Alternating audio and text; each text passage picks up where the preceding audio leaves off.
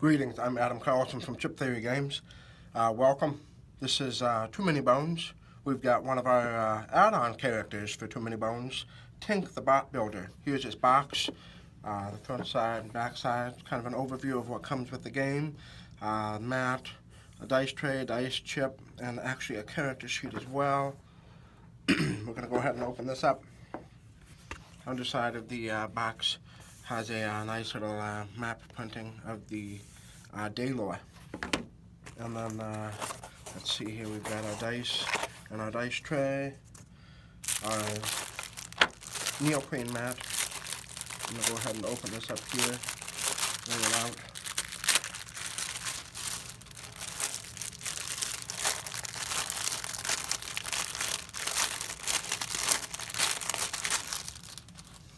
Put that right there. So this is Tink. And then also we've got a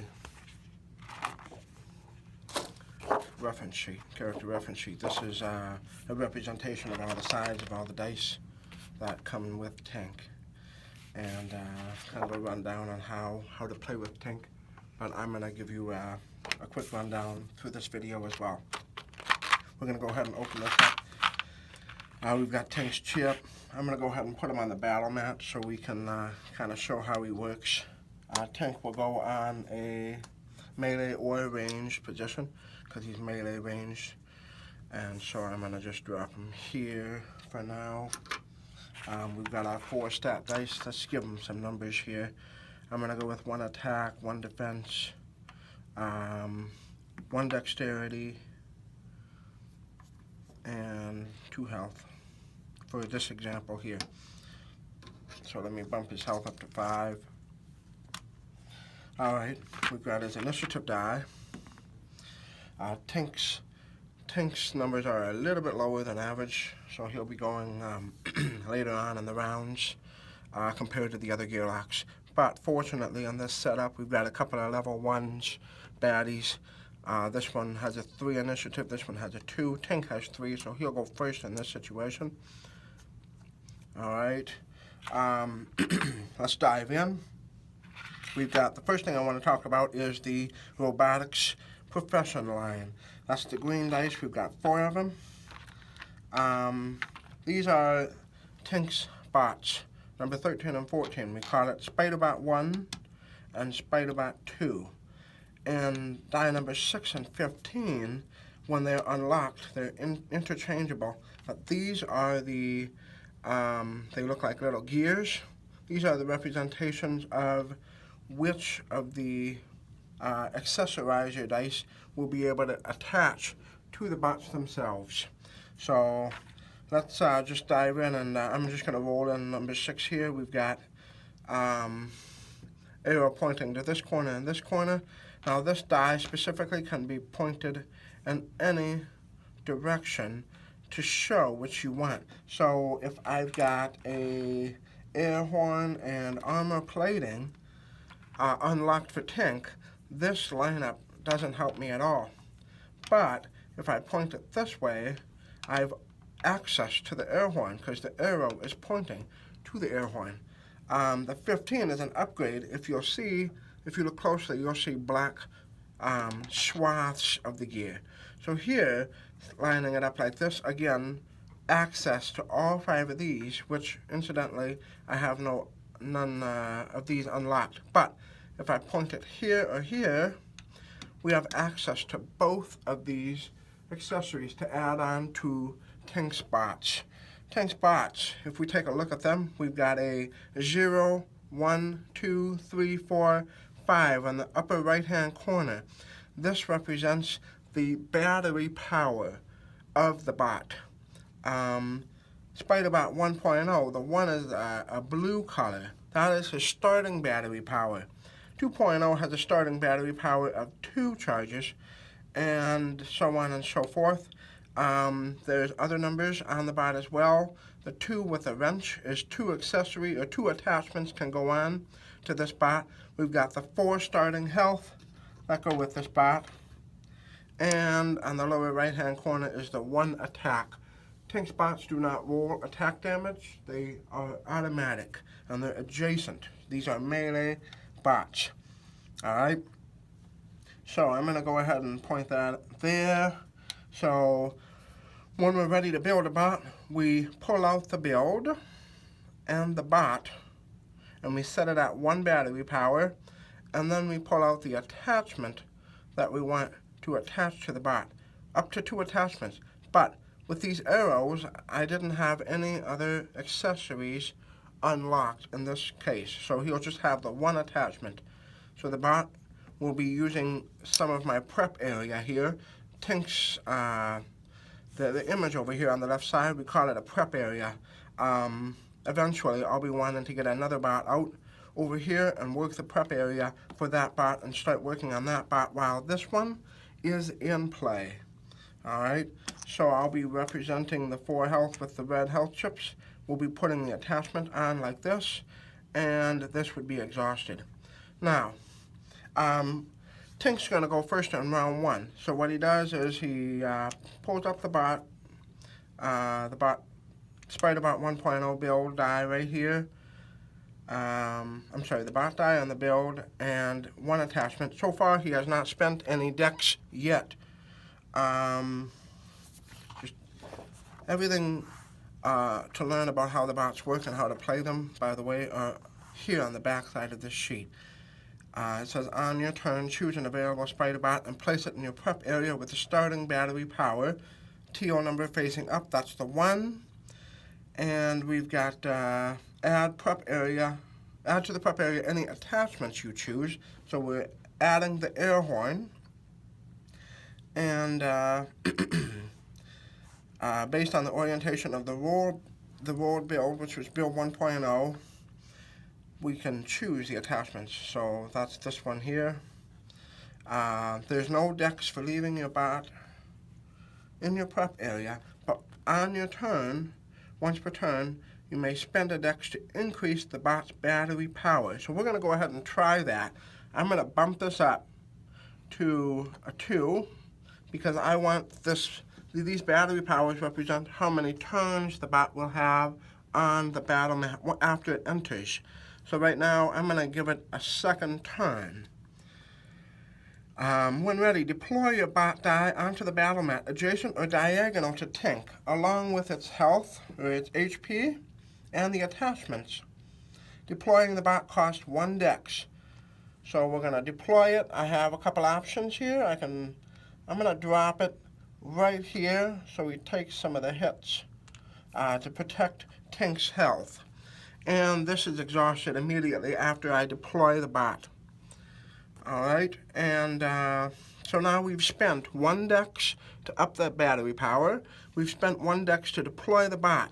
And remember, according to this, we have 5 dex to work with this round. So, 3 dex left.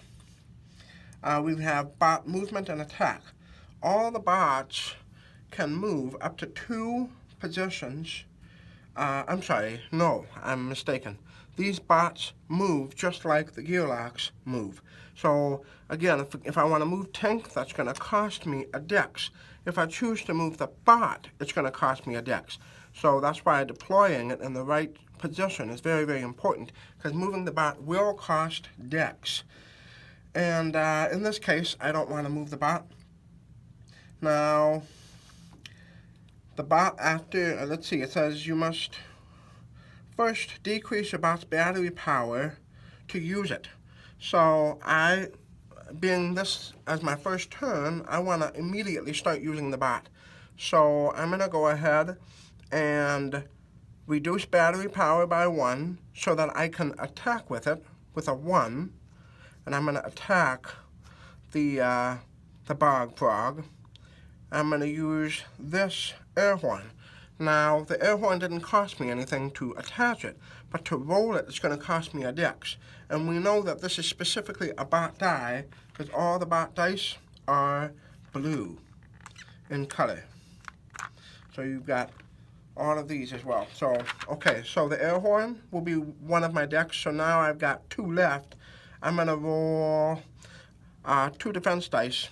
And so that's my total of 5 decks for the round, for the turn. So now I've rolled 2 bones, and I rolled this 5 here. This air horn is actually a disabler. On this side of the sheet, it kind of talks about what each of the symbols do. We've got a skill disable. Place this die on up to a 5-point baddie to suspend the skills until the start of the next turn. So it's kind of a mini disable. So this die is actually used to put on there. We don't use the disable die here. This is the full disable. Tantrum has that. A couple other gearlocks and baddies may have that, but for the bot, it's a temporary 1-turn disable. And after that turn, the bot will be able to re-roll it and re-roll it. The bot's dice are not exhausted upon use, so that's the benefit. Even though they cost the dex to use each turn, they're not exhausted. So I'll be disabling all day long that I can. All right, and I've got my 2 bones. Okay, so, and the 1 attack. So we've got 1 right there, and that's my 1 damage that I've done. So Tink's turn is over in this case. Let's run down some of the other accessorizer skills. We've got armor plating, which is basically a defense die. Armor plating would go there, and that will get reduced just like a defense die would for a gearlock. So he has his own defense die. We have an intercept die. The intercept die is actually placed on another gearlock or even placed on Tink, and the bot will take the hit for this many hits. So we've got intercept twice or intercept once, and upon rolling that, when the intercept is placed, the bot actually gains a +1 health chip if it has less than its max. So right now it's at 4, so it won't gain this one. And the intercept is placed, so the bot will intercept no matter what, whether you want it to or not, it has to intercept. All right, we've got number 3 is intercept number, let's go down to number 5. We've got a prodder. The prodder for number 5 is simply that it pushes a baddie into a direction and does 1 damage. If it chooses to push this one, it can't go any farther, but it'll still do 1 damage. Or it can choose to push this one, in which it does move and does 1 damage. So we got a couple of options there. It's a damage and a displacement die. We have, jumping over to number 7, we have the alternator. The alternator is a battery charge, plus it is a little bit of a regen, depending on the side you get. So, again, very important because, let's say it's round 2, the bot, when I use it, I down tick it to 0. I do get to use it, but on round 3, when the bot starts at 0, unfortunately, I can't use it. So it sits there. In this case, it would have the disable, and I won't be able to roll the disable die because that would be using the bot. I don't get to move it. I don't get to attack with it.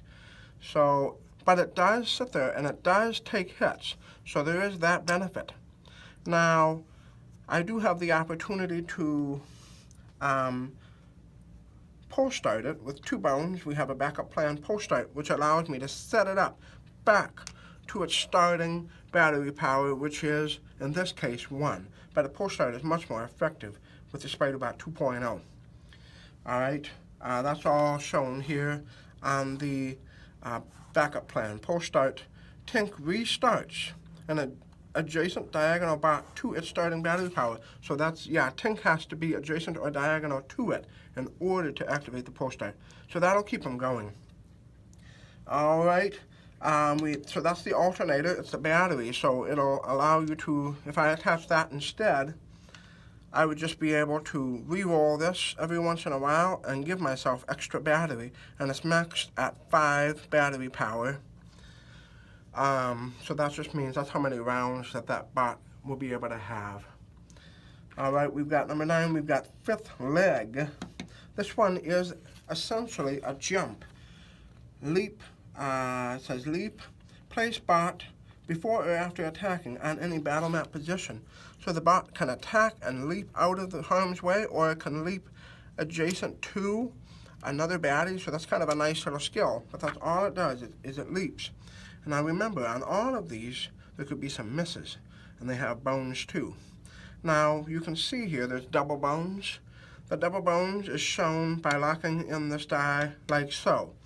Remember, we can only store up to 5 bones on here, not 5 dice, 5 separate bones. So I'm showing that there are 2 here by skipping a spot and putting that there.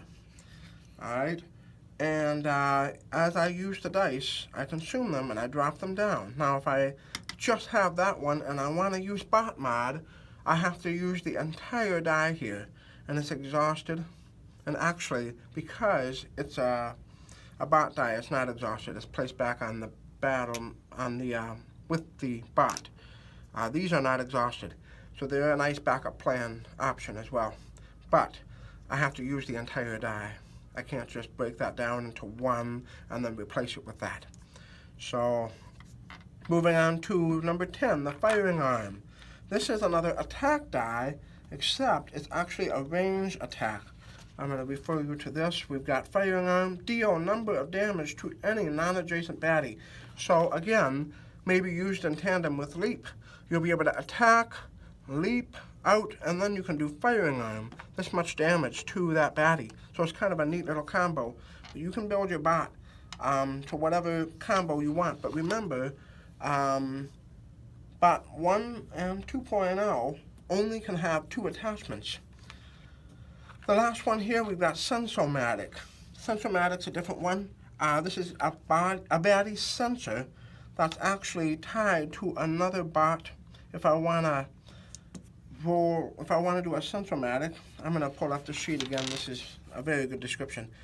Place this die along with the bot die from your prep area at its current power in locked slots. So they go up here with the Sensomatic, and it remains there from battle to battle, and you have this many charges or this many attempts to reveal a baddie up to 5 power in its active stack, and then you can cycle it to the bottom if you don't like what you see. If you don't want to face that baddie, you have a chance to flush it down to the bottom. So again, this is how many attempts you get to do it. So you can do it once, twice, and then this bot is exhausted and this is put away, and that's out of combat. So it doesn't affect anything towards the next battle. So maybe use them up if you can. It says, yeah, at the start of every day, reveal a number point baddie in its active slot. That's why I was just looking at that. So you get 1 per day. 1 per day. So with this up here, as I was saying, you actually don't get to do it twice in 1 day. You down tick it once, and then you reveal a baddie, and you can flush it if you want. And then on the next day, you'll be able to do it again. So that's kind of nice. But it ties up that bot for that many number of days. All right. So let's see here. So much. Let's move on to the small profile and cog and spanner. This is the mechanist line. A small profile and cog and spanner are more Tink's skills. What we have here is we have a hide, which incorporates using this effect die. If Tink rolls that, he can hide, and this makes him untargetable for 1 round. So that's kind of a nice little backup, a nice little plan B. If you're getting swarmed and you need another turn to build up your bot, if you need to keep charging it, this will buy you another turn. We've got cog and spanner. This is a stun. So we've got place the stun die on this level baddie or less. So in this case, we roll it. That means it's a successful stun on up to a 5-point baddie. These are 1s. So I would have, let's see, here we go. There's the stun. So placing it on there. Now, for these particular skills, a baddie does not need to be selected until after it's rolled. Let me see here. It says on any number point baddie. So yeah, you roll it and then you select a baddie that you want to apply it to and drop it on there. Alright, I just noticed there's a second symbol on the small profile. We've got this one here. Along with the hide, we have a small profile. This one is, there it is, hide behind. Place on an adjacent ally. You are untargetable while adjacent to that ally. If either unit moves or is KO'd, the effect goes away. So it's a long-term hide, and it can work on your bot as well. So if you've got your bot up and you've got this, you're placing it on the bot to show that Tink is hiding behind the bot. Let's see here.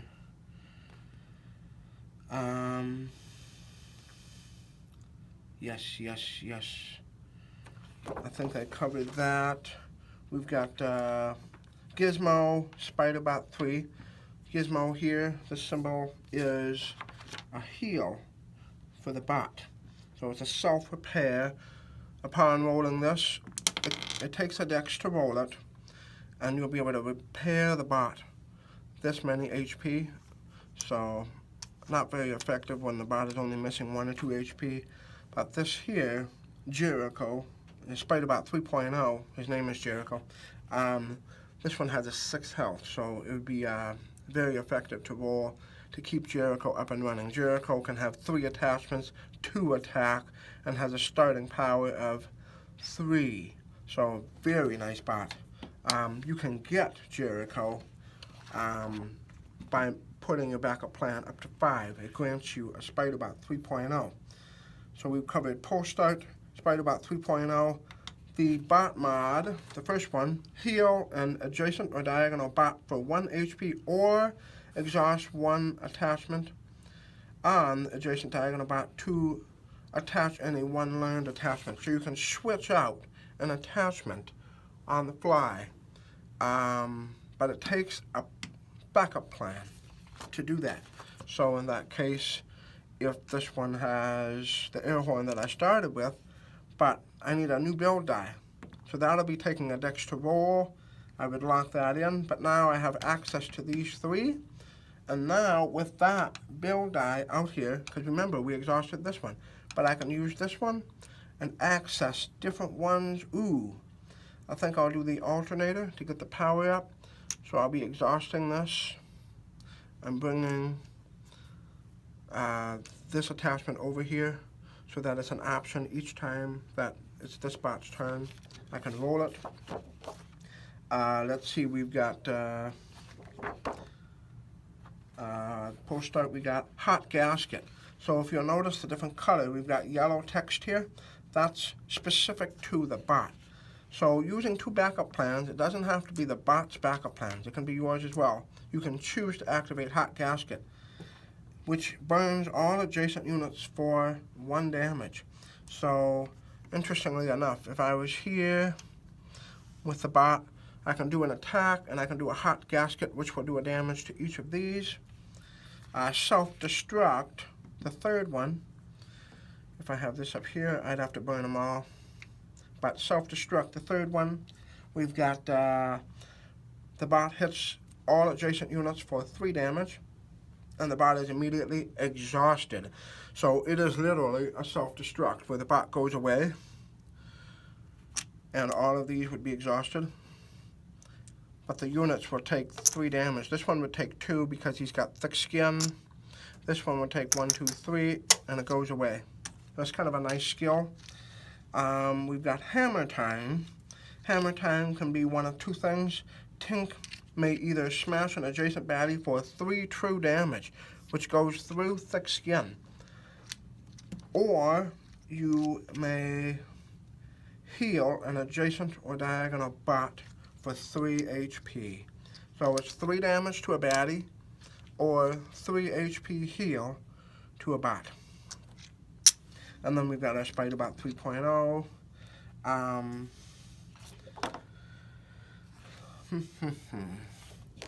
I just realized we should probably cover the innate plus 1. So the innate here for Tink, he starts with 2 dice on the mat. He starts with this, and he starts with bot 1.0. So every time he starts his fight, the adventure, he starts with those 2 before he learns his more skills or stats. So he gets those. All right, and kind of an overview of how that works. And in battle, you may roll or re-roll a build die to allow for new attachments. That's part of the skill. So again, this is a special skill die because it's not exhausted until you build a bot. So you may keep rolling and re-rolling the build to get your desired result. If you don't like that one, try again. Each time you roll as a dex, we've got once per turn. Tink may also spend a dex to increase the battery power. We covered that. Innate plus 1, the Wise Bot Builder, has all of what we discussed, plus all bots start with a plus 1 battery power when entering the prep area. So again, we talked about bot 1.0 starts at 1 battery power because that's the starting battery power. He actually starts right at 2 if Tink is the Wise Bot Builder, and that chip with the stars around it represents that. I believe we've covered most everything. There's a lot. So Tink is a lot of fun. I love how you have 2 units to manage.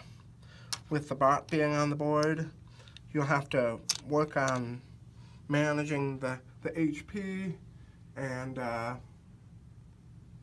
it's just a lot of fun to be able to kind of play solo but manage two units. Now remember, the bot, the movement and attack is in tandem with Tink on Tink's turn. The bot doesn't have its own separate turn. It just works with Tink, and you're sharing the dexterity when moving either unit, and making its attacks. They each have their own attack. Tink could be hitting this one over here, and the bot can be hitting this one, and you have to designate this one is the bot's target and this one is Tink's target, and then roll the dice and apply accordingly. I believe we covered it all. Thank you very much. This is Tink from Too Many Bones, add-on character, and if you have questions, feel free to reach out to us or make a comment, and thank you. Adam out.